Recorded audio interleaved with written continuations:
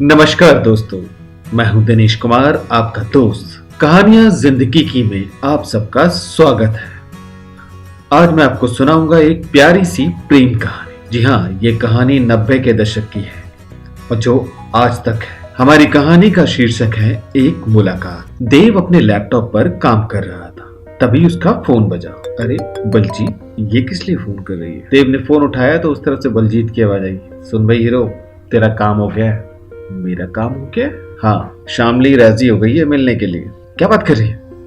हाँ, और सुन, बुधवार को अपना टाइम फ्री रखियो, कहीं और नहीं जाना है तुझे। और 11 बजे सीधा सीपी पहुंच जाइयो, राजीव चौक पर मिलेंगे हम तुझे। सच? ये सच है? Thank you so much Baljeet. चल ठीक है, थैंक यू। चल फोन रख, अब बुधवार को मिलते हैं। फोन रखते ही देव को लगा बुधवार में तो अभी 4 दिन बाकी है। उफ, ये 4 दिन कैसे कटेंगे? देखते ही देखते बुधवार भी आ ही गया। देव तय समय से पहले ही वहां पहुंच गया। 11 बजे मिलना था, लेकिन वो 9 बजे ही वहां पहुंच चुका था। देव बड़ी बेसब्री से अपनी फ्रेंड बलजीत और शामली का इंतजार कर रहा। 9 से 11 कब बजे उसे पता नहीं चला। तभी उसका फोन बजा। हाँ भाई हीरो, कहाँ है तू? तभी देव ने जवाब दिया, अरे मैं तो यही राजीव चौक पर खड़ा हूँ, तुम लोग किस तरफ हो? उसने बोला सामने देख। देव ने सामने देखा तो देखता ही रह गया। बलजीत के साथ शामली आ रही थी। शामली कोई और नहीं, उसके बचपन की मोहब्बत थी। न जाने कितने साल बाद उससे वो रूबरू हो रहा। उसे लगा आज बहुत सारी बातें करूंगा, उसे सब कुछ बताऊंगा, उससे भी पूछूं। तभी वो दोनों एकदम उसके सामने आके खड़ी हो। देव ने बलजीत को हेलो कहा और शामली को बोला नमस्ते, कैसे हो आप? शामली ने हंसते हुए बोला मैं ठीक हूँ, आप कैसे हो? तभी बलजीत बोली, सुन भाई, हमें यहीं खड़ा रखेगा या कहीं कुछ खिलाने पिलाने का इंतजाम है? अरे भाई चलो, कनॉट प्लेस में बहुत सारे रेस्टोरेंट है, कहीं चल के बैठते हैं। तीनों जने मेट्रो स्टेशन से बाहर निकले और किसी रेस्टोरेंट की तरफ जाने लगे। तभी रास्ते में बलजीत ने देव के कोहनी मारी और बोली, ओए बुद्धू, कुछ गिफ्ट कुछ लाया है लड़की के लिए? कोई चॉकलेट, कोई? अरे भाई मुझे तो समझ में नहीं आ रहा था क्या लो। मुझे लगा फूल लेके जाऊंगा तो बुरा ना मान जाए। चॉकलेट पता नहीं लेगी कि नहीं लेगी, मुझे समझ में नहीं आ रहा था मैं क्या करूं। मैं कुछ भी नहीं लाया। बलजीत ने बोला तू बुद्धू का है, बुद्धू ही रहेगा। तभी शामली ने बलजीत से पूछा क्या हुआ, क्या बातें कर रहे हो? बलजीत बोली कुछ नहीं, बस इस बुद्धू को कुछ पूछ रही थी। तभी सामने एक रेस्टोरेंट दिखाई दिया। बलजीत बोली चलो इसी में बैठते हैं। तो देव बोला हाँ चलो आओ बैठते हैं। देव जल्दी से आगे बढ़ा, गेट खोला, दोनों अंदर आए। उसने कोने पे एक सीट ढूंढ ली। उसे लग रहा था उसे बहुत सारी बातें करनी है और वो डिस्टर्ब नहीं होना चाहता, और रेस्टोरेंट में बहुत सारे लोग होते हैं और वो बातें और लोग ना सुने। तो उसने कोने पर वो सीट ढूंढ ली और तीनों जाके वहां बैठ गए। देव ने बड़ी जल्दी से बोला हाँ बताओ भाई क्या क्या खाना है सबने? तभी वहां पर वेटर आया और बोला सर आपको ऑर्डर काउंटर पे करना पड़ेगा, बाकी ऑर्डर आपको यहीं मिल जाएगा। देव ने पूछा क्या क्या खाओगे? बलजीत बोली ओहो तुझे जो पसंद हो ले आना। तभी देव ने शामली से पूछा आप क्या लेंगी? शामली ने बोला यहाँ का क्या फेमस है? देव ने बोला मुझे तो पता नहीं, मैं तो यहाँ पहली बार आया हूँ। तभी बलजीत बोली सुन, एक चाउमीन ले आ, एक चिली पटेटो ले आ, और तीनों के लिए कोल्ड ड्रिंक बोलते, बाकी हम बाद में और मंगा लेंगे कुछ। देव सीधा काउंटर पे गया और ऑर्डर देने लगा। तभी वहां पर बलजीत भी आ गई और बोली ओ हीरो, ज्यादा हीरो मत बन, हम भी तेरे साथ आए, कुछ पैसे हमें भी देने दे। तभी देव बोला बहुत दिनों के बाद मुझे शामली के लिए कुछ पैसे खर्च करने का मौका मिला है, कम से कम ये मौका तो मुझे दे दे यार। बलजीत हंसती हुई अपनी सीट पे जाके बैठ गई। देव ने ऑर्डर दिया और वहीं आके बैठे। देव को समझ में नहीं आ रहा था वो कौन सी बात कहाँ से शुरू करे। तभी बलजीत ने उससे बोला हाँ भाई हीरो, वैसे तो तू बहुत बोलता है, आज लड़की सामने बैठी तो जरा बता क्या क्या करता था तू? तभी शामली ने उससे पूछा मुझे तो पता ही नहीं था कि तुम भी मुझे पसंद करते हो। देव ने बोला क्या बात कर रही हो? तुम्हारी दोनों फ्रेंड अनीता और राखी, उन दोनों को तो मैं सारी बातें बताता था, उनको तो मेरे बारे में सब पता था। तुम्हें पता है एक बार हम होली वाले दिन राखी के पड़ोस में गए थे और राखी की छोटी बहन ने आकर हम पे खूब सारा पानी डाल दिया और राखी भी वहां आ गई। मुझे लगा राखी तो बहुत गुस्सा होगी और अपनी बहन को भी डांटेगी क्योंकि वो तो तुम्हारी बहुत तगड़ी फ्रेंड थी, लेकिन वहां जो हुआ हमारी उम्मीदों के उल्टा हुआ। राखी ने भी उठा के खूब पानी डाला हम पर। तभी मैंने उससे इस कागज का टुकड़ा मांगा, उसने मुझे लाके दिया। मैंने अपनी जेब से गुलाल निकालकर थोड़ा सा गुलाल उसे दिया और उसे बोला ये मेरी तरफ से शामली को लगा देना। हैरानी से शामली ने देव की तरफ देखा और बोली लेकिन उसने तो मुझे कभी कोई गुलाल नहीं दिया। अच्छा, तुम्हें पता है मैंने उसको कई बार बुक्स भी दी, वो मुझसे बोलती थी कि मुझे ये बुक चाहिए तो मैं उसको लाकर देता था। और तुम्हारी फ्रेंड अनीता, उसने तुम्हें कुछ नहीं बताया कभी? अनीता को तो मैं सारी बातें बताता था, तुम्हारे घर में शाम को कौन सी सब्जी बनी, कौन सी दाल बनी, यहाँ तक कि जब तुम्हारा नया फ्रिज आया था, अरे वही जो मैं नीले कलर का था, आसमानी वाला, और तुम्हारे घर में हलवा बना था, तुम्हें ये भी पता है? अरे मुझे तो बहुत कुछ पता है, अभी बैठे रहो, बताऊंगा धीरे धीरे सब कुछ। तभी वेटर ऑर्डर ले आया। तभी शामली ने अपनी प्लेट में से चाउमीन ली और देव की प्लेट में से। देव को लगा उसे पता नहीं क्या मिल गया। वो चाउमीन उसे इतनी अच्छी लग रही थी, उसे लग रहा था इसे खाऊं नहीं, उसे पैक करके अपने पास रख लूं हमेशा के लिए। लेकिन तभी शामली ने उससे बोला, खाओ, ये खाने के लिए आई है। तो देव ने खाना शुरू किया। इस बीच में बलजीत दोनों को देख के बड़ा हंस रही थी। बोला, हाँ हाँ और भी तो बता। तभी बलजीत ने देव को बोला, क्यों, इसे भी संभाल के रखने का मन कर रहा है? आज बता दे क्या क्या संभाल के रखा है तूने। देव हंसने लगा, बोला, बस पूछो मत क्या क्या संभाल कर रखा है। तुम्हें पता है जब हम कभी कभी ग्राउंड में बैठा करते थे, तुम पॉलिथीन वगैरह लेके बैठती थी। तुम्हारी वो पॉलिथीन जब तुम वहां पे छोड़ के चली जाती तो मैं उठा लेता था। वो मेरे पास आज तक है। और एक बार जब हम नई दिल्ली के स्कूल के अंदर म्यूजिक कंपटीशन में गए थे और तुमने वहां पर चाय पी थी, याद है तुम्हें? शामली ने बोला, नहीं मुझे ऐसा कुछ तुम्हें याद नहीं है, लेकिन मुझे सब कुछ याद है। तुमने जिस कागज के कप में चाय पी थी वो कप मेरे पास आज तक है। आज तक है तुम्हारे पास? शामली ने हैरानी से बोला, आज तक तुमने वो संभाल के रखा? सिर्फ वो ही नहीं, मेरे पास और भी बहुत कुछ संभाला हुआ। तुम्हारे कागज, तुम जिन कागज को अपनी कॉपी में से फाड़ के फेंक दिया करती थी, वो भी मेरे पास। शामली सोच में पड़ गई, ये लड़का था कहाँ और मुझे कुछ पता भी नहीं चला। तभी देव ने अपने हाथ की तरफ इशारा किया, बोला, ये देखो हल्का हल्का एस दिख रहा है? शामली ने बोला, हाँ दिख रहा है, मैंने पूरा नाम लिखा था तुम्हारा जलाकर। शामली बिल्कुल एकदम हैरानी से उसकी तरफ देखने लगी, क्या बात कर रहे हो तुमने जलाकर मेरा नाम लिखा था? हाँ लिखा था, और अनीता ने तो देखा भी था, लेकिन अनीता ने तो मुझे कभी कुछ नहीं बताया। पता नहीं उसने क्या करे। तुम्हें पता है मुझे कुछ भी नहीं पता था, बल्कि मुझे तो ये पता था कि तुम डेजी की सिस्टर एलिना से प्यार करते थे। मैं और एलिना? ये किसने बताया भाई? ऐसा तो कुछ भी नहीं था। हाँ मैं तो सबसे हंसी मजाक करता था, तो कभी कभी उससे भी करता था, लेकिन मुझे तो यही बताया गया था कि तुम उससे प्यार करते हो और तुम्हारा उसका अफेयर चल रहा। अच्छा, लेकिन तो मुझे भी नहीं पता था। ये सब किस्मत की बातें हैं। और तुम्हें एक और बात बताऊं, जब 12th के तुम लोगों के एग्जाम थे और मैं कॉलेज में था, तो मेरा मन ने जब प्रपोज किया था, मैं तब भी वहां था। शामली चुपचाप देव का चेहरा देख रही थी, उसकी आंखों में हल्का हल्का पानी आ गया था। मेरे दोस्तों ने मुझे बताया कि रमन ने तुम्हें प्रपोज किया है। वो तो कह रहे थे चल पीटते हैं उसे। मैंने बोला नहीं।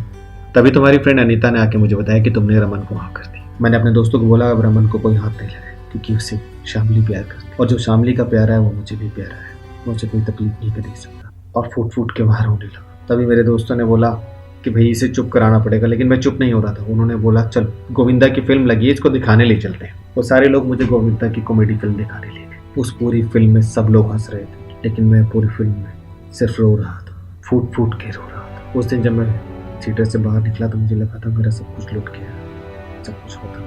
तभी बलजीत बोली, ओए ओए ज्यादा सेंटी मत हो, कुछ खा भी ले, ये ले चल चिली पोटैटो ले ले मेरे। देव के चेहरे पे हल्की सी मुस्कुराहट आई और वो बोला, बच्चे थे हम लोग भी, है ना, क्या क्या हरकतें करते थे। शामली ने देव की तरफ देखा, बोला, मुझे कभी पता ही नहीं चला कि कोई मुझे इतना प्यार करता था, और तुमने भी कभी मुझे आके बताया क्यों नहीं?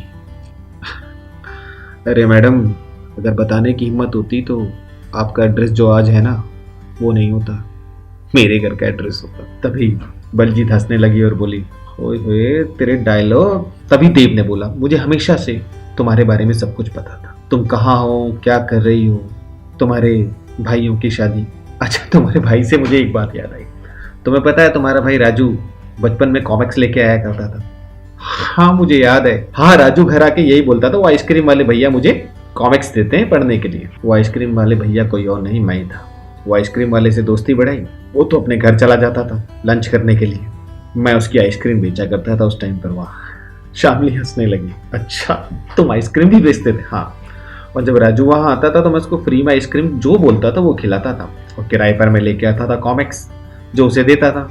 अब कॉमिक्स से एक रिश्ता बन गया था हमारा कि कम से कम वो कॉमिक्स लेने और वापस करने के लिए रोज मुझसे मिलता था। अच्छा तो तुम उसी से सारी बातें पूछते होंगे? नहीं नहीं, उससे नहीं पूछता था, सारी बातें तो मैं तुम्हारी मम्मी से पूछता था। मम्मी से? हाँ मम्मी से। तुम्हारी मम्मी रोज शाम को जब दूध लेकर आती थी ना अपनी फ्रेंड्स के साथ में, तो मैं उनके पीछे पीछे चलता था। अब लेडीज लोग क्या बातें करेंगी, घर की बातें तो करती थी, तो मुझे सारी पता चल जाती थी। तुम्हें पता, तुम्हारी फ्रेंड अनीता मुझसे हमेशा यही पूछा करती थी, अरे देव तुम्हें ये सारी बातें पता कहाँ से चलती है? मैं उसको हमेशा यही बोलता था, अरे भाई ये मत पूछा कर, ये टॉप सीक्रेट है। समय जैसे दौड़ा चला जा रहा था। देव ने पूछा और कुछ खाना है क्या, लेकिन शामली ने अभी तक अपनी चाउमीन भी नहीं खत्म की थी। देव की भी चाउमीन उसकी प्लेट में वैसे ही रखी थी, लेकिन हाँ, बलजीत ने सारे चिली पटेटो जरूर लपेट दिए थे। तभी बलजीत बोली, लगता है तुम दोनों की चाउमीन भी मुझे ही खानी पड़ेगी। शामली ने अपनी सारी चाउमीन बलजीत की प्लेट में पलट कर बोला, लो तुम खा लो, मेरा मन नहीं है। देव भी सब समझ रहा था। उसकी आंखें डबडबाई सी थी। डबडबाई आंखें तो शामली की भी थी। उसको लग रहा था कि ये लड़का कहाँ था, इसने मुझसे कभी बात क्यों नहीं की, मुझे कभी कुछ बताया क्यों नहीं, और मुझे कभी कुछ एहसास भी क्यों नहीं। वो ऐसा कुछ सोच ही रहा था कि तभी देव बोल उठा, सब किस्मत की बातें होती हैं। जिसकी किस्मत में जो लिखा होता है उसे वही मिलता है। तुम्हारी किस्मत में जो लिखा था वो तुम्हें मिला, मेरी किस्मत में जो लिखा था वो मुझे। लेकिन तुमने कभी कुछ बोला क्यों नहीं। कॉम्प्लेक्स था ना मुझे भी। मुझे लगा जात पात के चक्कर होंगे, मेरा रंग था सांवला, मुझे लगा भाई सांवले लड़के को पता नहीं लड़की पसंद करेगी कि नहीं करेगी, वो तो पूरी चिट्ठी है। और दूसरा, जब रमन के बारे में मुझे पता चला तो मैं कुछ बोल ही नहीं पाया। रमन एक हैंडसम, गोरा चिट्टा, पैसे वाला लड़का था। मुझे लगता था कि वो तुम्हें बहुत खुश रखेगा, और उसने खुश रखा भी है तुम्हें, है ना। तभी शामली बोली, हाँ वो बहुत अच्छा है, मैं उसके साथ बहुत खुश हूँ। आज हमारे 2 बच्चे हैं और दोनों बड़े भी हो गए। हमारी परिवार एक खुशहाल परिवार है, एक हैप्पी फैमिली।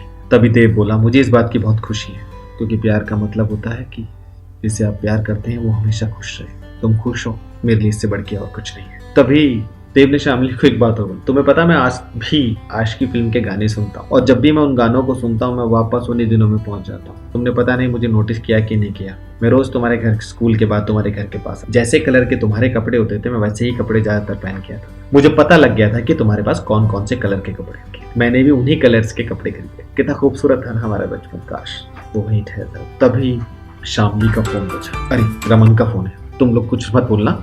शामली ने फोन उठाया और बोला, हाँ जी, हाँ बस आ रही हूँ, बस थोड़ी देर में निकल रहे हैं हम लोग। हाँ हाँ मैं पहुंच जाऊंगी टाइम से, ओके ठीक है बाय। बड़ी छोटी सी बात हुई, लेकिन देव को पता चल गया था ये मुलाकात यही खत्म होने। उसके पास बोलने को, कहने को बहुत कुछ था। वो ये जानता था कि शायद ये मुलाकात दोबारा नहीं हो पाएगी, और वो जितना बोल पाया, जितना कह पाया, बस उतना ही रह गया। तभी शामली बोली, मुझे घर जाना होगा, रमन का फोन आया था, वो थोड़ी देर में घर पहुंच जाएंगे और फिर मुझे उनसे पहले ही घर पहुंचना पड़ेगा। तभी देव ने बोला, हाँ ठीक है, जैसा तुम्हें सही लगे हम लोग चलते हैं। तभी बलजीत ने बोला, चलो आओ चलते हैं। तीनों वहां से खड़े हुए और रेस्टोरेंट के बाहर निकले, वापस मेट्रो स्टेशन पर आए।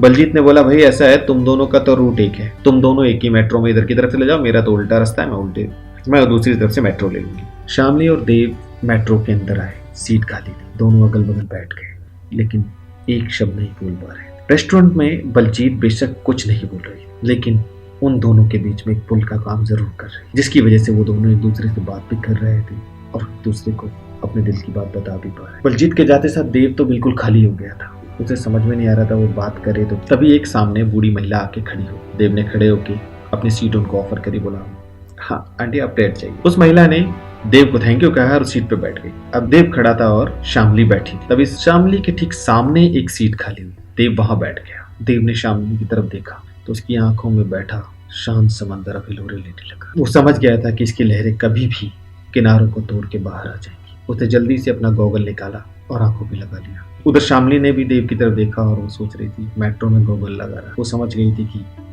उसने गॉगल क्यों लगाया। शामली ने अपना फोन निकाला और फोन में कुछ करने में वो बिजी हो गई। देव अपने चश्मे के पार से उसे लगातार देखे जा रहा था और बीच बीच में अपने रुमाल से अपने आंसू को पोंछ रहा। तभी शामली खड़ी हुई, देव के सर पे हाथ मारा और बोली, सुनो मेरा स्टेशन आ गया। देव भी खड़ा हो गया। अरे तुम क्यों खड़े हो रहे हो? नहीं मुझे भी यहीं उतरना है। तुम्हें क्यों उतरना? बस ऐसे। अगला स्टेशन आया और दोनों साथ उतर गए। शामली ने देव को बाय कहा और कहा, अच्छा मैं चलती हूँ, अपना ख्याल रखना। देव ने अपना चश्मा थोड़ा सा ऊपर किया और उसको देखने लगा। उसे लगा था कि शामली मुड़ के उसे देखेगी, लेकिन उसकी आंखों के आंसू अब रुक नहीं रहे। वो रुमाल से बार बार अपनी आंखों के आंसू पोंछ रहा था। सामने के एलिवेटर पे शामली चढ़ी और ऊपर चली और जाती रही। शाम देव उसे जाते हुए देखता रहा कि शायद वो मुड़ के देखे। तभी देव के कंधे पर किसी ने हाथ रखा। उसने मुड़ के देखा, अरे ये तो उसकी वाइफ मालिनी थी। मालिनी ने बोला, अरे भाई क्या बात है, आज तो हमें रिसीव करने यहाँ तक पहुँच गए। देव ने अपने मुंह को दूसरी तरफ घुमाया, जल्दी से अपने आंखों के आंसू पोंछे और गॉगल लगा दिया। उसकी तरफ घूम के देखा। देव ने उसको एकदम से बोला, तुम 2 मिनट लेट हो गई, वरना तुम्हें अपनी जिंदगी से मिलवाता। मालिनी बोली, जिंदगी से? अरे कुछ नहीं, मैं तो तुम्हें ये कह रहा था, आज मीटिंग जल्दी खत्म हो गई तो मैंने सोचा मैडम को हम पिक करके ले चलते हैं मेट्रो में। तभी मालिनी बोली, जनाब हमारी मेट्रो उस तरफ से मिले। उसने देव का हाथ पकड़ा और उस तरफ चलने लगी, लेकिन देव मुड़कर एलिवेटर की तरफ ही देख रहा। उसे मालूम था उसने मुड़ के नहीं देखा और ना ही कभी वो वापस आएगी, लेकिन उसकी आंखें एलिवेटर से हट नहीं रही। चश्मे के नीचे उसकी आंखें लाल हो गई। तभी सामने से मेट्रो आई। मालिनी ने देव का हाथ पकड़ा, बोला, चलो भाई, चढ़ना नहीं है। दोस्तों, ये थी हमारी आज की कहानी, एक मुलाकात। ये एक छोटी सी लव स्टोरी है जो किसी की लाइफ से प्रेरित है। मुझे लगता है ये लव स्टोरी हर किसी की जिंदगी में कहीं ना कहीं घटी होगी। इसके कुछ किस्से हर किसी की जिंदगी से जुड़े जरूर होंगे। अगर ये कहानी आपको पसंद आई है तो इसे लाइक जरूर कीजिएगा, चैनल को सब्सक्राइब कीजिएगा। अगर आप इस कहानी के बारे में कुछ लिखना चाहते हैं या अपनी जिंदगी से जुड़ा कोई किस्सा लिखना चाहते हैं तो कमेंट बॉक्स में जरूर लिखिएगा। और अगर कहानी ज्यादा पसंद आती है तो और लोगों को भी सुनाइएगा। आज के लिए आपका दोस्त दिनेश कुमार आपसे विदा लेता है।